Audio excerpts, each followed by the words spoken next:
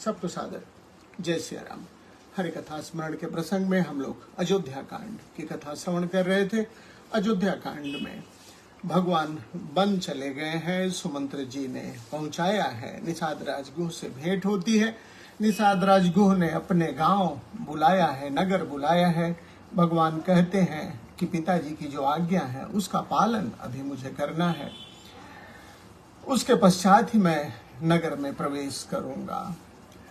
भगवान जो है अशोक वृक्ष के नीचे सोते हैं। निषाद राजगुह दुखी होते हैं। लक्ष्मण जी ने समझाया है उन्हें और पुनः दूसरे दिन आगे बढ़ते हैं तो बट के पेड़ का दूध मंगाया है, जटाएं बनाई है। सुमंत्र जी उनको स्थिति देख के रो पड़ते हैं। फिर दशरथ जी ने जो संदेश दिया था, सुमंत्र जी ने कहा है, राम जी ने समझाया है। अंत में सुमंत्र जी ने कहा कि अगर वो दोनों भाई, दशरथ जी ने कहा है कि अगर राम और लक्ष्मण जो कि धर्म को धारण करने वाले हैं लौट के नहीं आते हैं तो आप सीता जी से कहिएगा कि वो लौट के आएंगे। सीता को बताइएगा कि मायके ससुरे सकल सुख, जब ही जहां मनुमान, तह तब रही सुखे नसिय, जब लगे विपत्ति बिहान। पिता ने, दशरथ जी ने कहा है कि सीता से कहिएगा कि जहां जब उनकी इच्छा हो, कभी मायके में, कभी ससुर के घर रहने, जहां हर तरह का सुख उपलब्ध है। मायके ससुरे सकल सुख, मायके में और ससुर के घर सब सुख उपलब्ध है। जहां उनका मन लगे वहां रहें। तह तब रहें सुखे नसिय, इन दोनों जगहों में से किसी एक जगह पे जहां उनका मन लगे वहां रहने को कहिएगा, जब तक कि राम 14 वर्ष पूर्ण करके वापस नहीं आ जाते हैं। बिनती भूप की जय ही भांति, आरति प्रीति स न को कही जाती। पितु संदेश सुनि कृपा निधाना, सियहि दीन सिख कोठि विधाना। राम जी ने जब पिताजी का संदेश सुना है तो सीता को समझाया है। राम जी सीता जी से कहते हैं, सास ससुर गुरु प्रिय परिवारु। सास ससुर गुरुदेव और पूरे परिवार, फिरहुत सब कर मिटे ही खभारू। अगर आप लौट जाएं तो सबकी चिंता दूर हो जाएगी। सुनि पति बचन कहती वैदेही। राम जी के वचनों को सुन के सीता जी कहते हैं, सुनहु प्राण प्रति परम स्नेही। सीता जी उत्तर देती हैं, प्रभु करुणा में परम विवेकी, तनु तजी रहती छाह किमी छेकी। सीता जी ने कहा कि प्रभु आप तो करुणा निधान हैं, विवेकी हैं, कृपा करके बताइए कहीं तनु तजी रहती छाह किमी छेकी, कहीं शरीर को छोड़ के उसकी छाया उससे अलग रह सकती है। प्रभा जाय कह भानु विहाई, कहीं सूर्य की प्रभा कहीं सूर्य को छोड़ के उससे अलग रह सकती है। कह चंद्रिका चंदु तजी जाय, कहीं चांदनी चंद्रमा की, कहीं चांदनी चांद को त्याग के जा सकती है। जो आप मुझे कह रहे हैं कि वापस लौट जाओ। पति प्रेम बिन यह सुनाई, कहती सचिव सन गिरा सुहाई। इस प्रकार से सीता जी ने राम जी को उत्तर दिया है। फिर सुमंत्र जी से कहती हैं, तुम पितु ससुर सरिस हितकारी,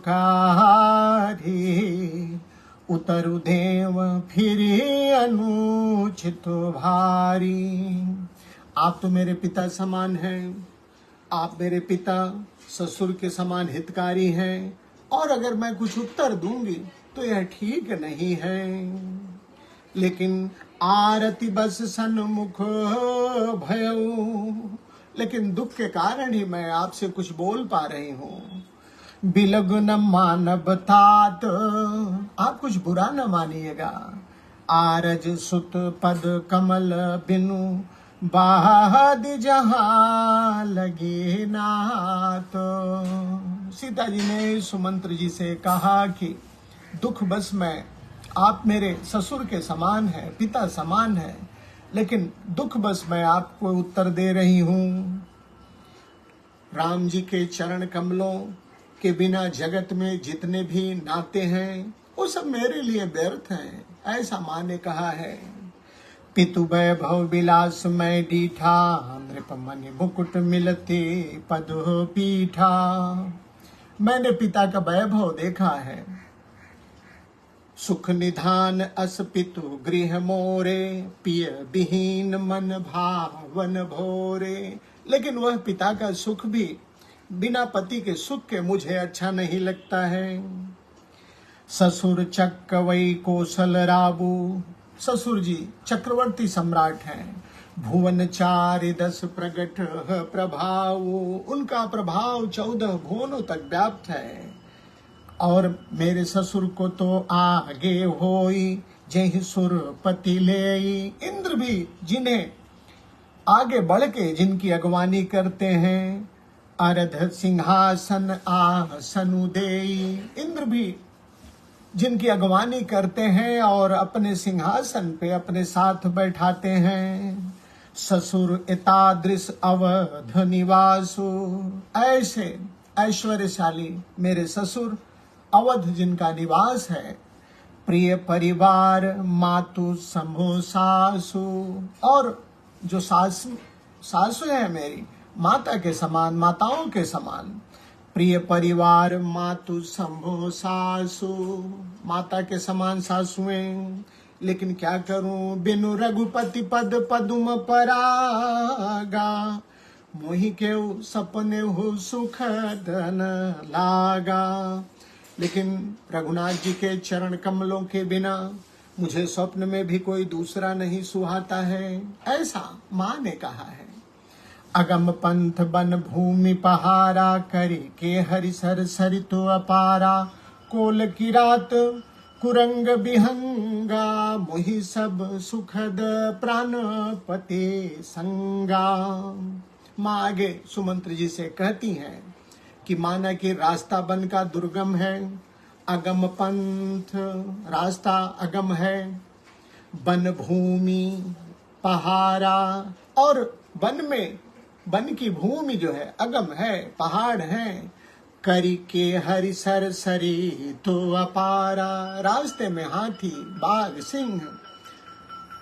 कोल की रात कुरंग बिहंगा, और कोल की रात वन में रहते हैं, लेकिन मोहि सब सुखद, ये सारे सुख देने वाले हैं। देखिए, जिसे जो प्रिय होता है उसका साथ हर जगह उसे अच्छा लगता है। यही माँ कह रही कि मोहि सब सुखद, ये जितने भी पहाड़ हैं, पर्वत हैं, सिंह हैं, हाथी हैं, कंकड़ीले रास्ते हैं, सो मोहि सब सुखद, मुझे सब सुख देने वाले हैं। किसके साथ? प्राणपति संगा, राम जी के साथ ये सारे मुझे सुख देने वाले हैं। सास ससुर सन मोरी हुत विनय करब परिपाव। अंत में माँ ने सुमंत्र जी से निवेदन किया है कि मेरी ओर से सास और ससुर जी को पैर पकड़ के विनती करिएगा और कहिएगा, मोर सोचु जन करिए कछु, कि मेरे बारे में न कुछ सोचें। मैं बन सुखी सुभाय, मैं बन में सुखी हूँ, ऐसा माँ ने कहा है। क्यों सुखी हूँ? क्योंकि प्राणनाथ प्रिय देवर साथा, मेरे साथ मेरे पति देवर साथ में है। वीर धुरीन धरे धनु भाथा, नहीं मग श्रम भ्रम दुख मन मोरे। मोहि लगी सोच करिय जनि भोरे, मुझे मार्ग में कोई कष्ट नहीं होगा, मुझे मार्ग में कोई कष्ट नहीं है। मेरे साथ मेरे पति और देवर हैं जो वीर हैं, वीर धुरीन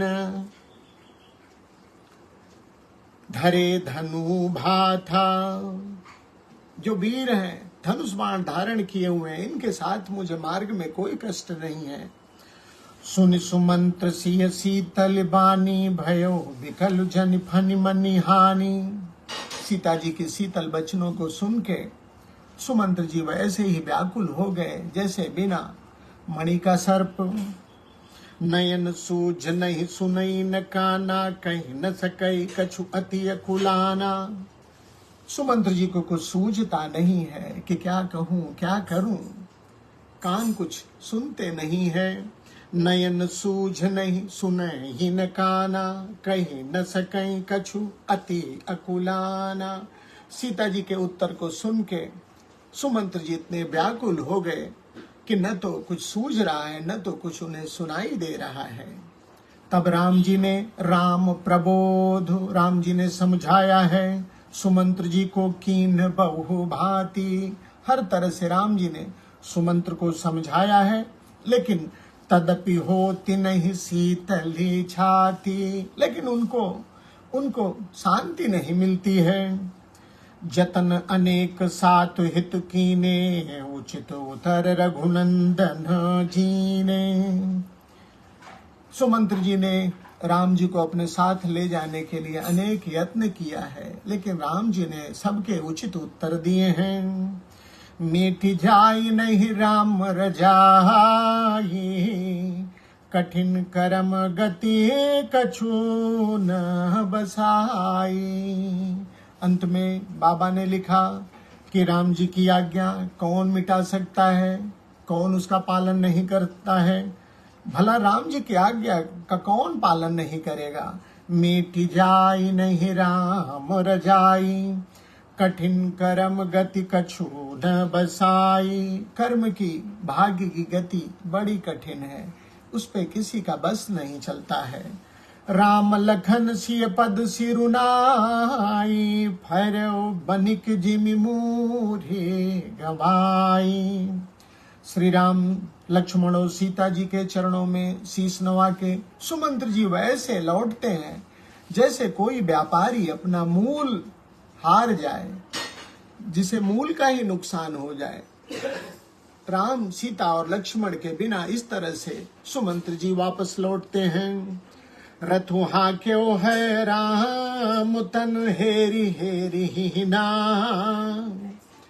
रथ को चलाते हैं सुमंत्र जी, घोड़ा जो है रुक जाता है, वह राम जी को निहारता है। देख निषाद विषाद बस दुनहि शीस पछेताहि। उस अश्व की यह स्थिति देख के, जो कि जब सुमंत जी उसको हाँ कर रहे हैं तो रुक जाता है, आगे नहीं बढ़ता है। निषाद राजगुह इस स्थिति को देख के दुखी हो जाते हैं।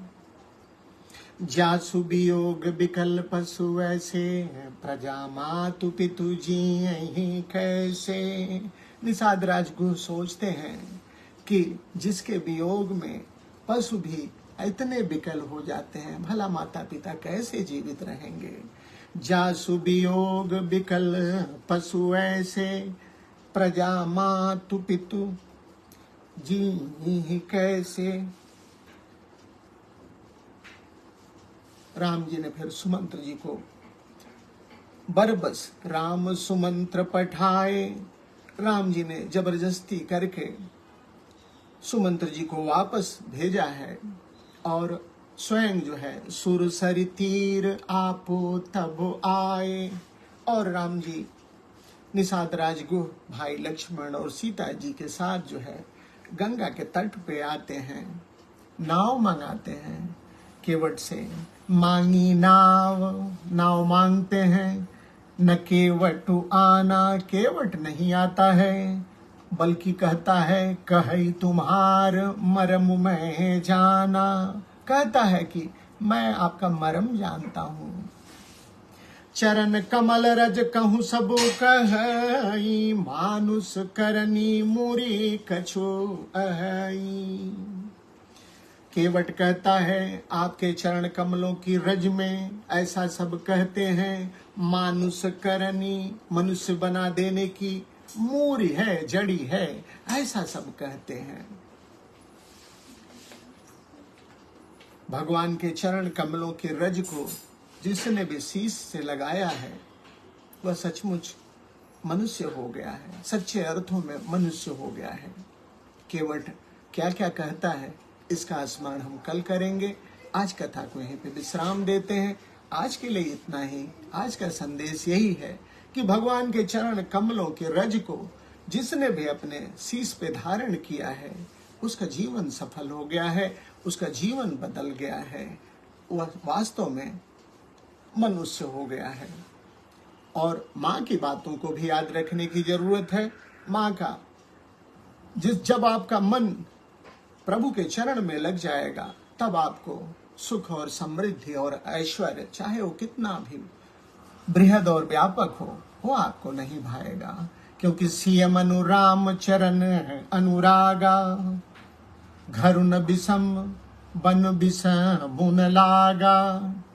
जब भी आपका मन भगवान के चरणों में लगेगा तो बस आपको भगवान ही भाएंगे, दूसरा कुछ आपको नहीं भाएगा। तो आज के लिए बंधुओं इतना ही।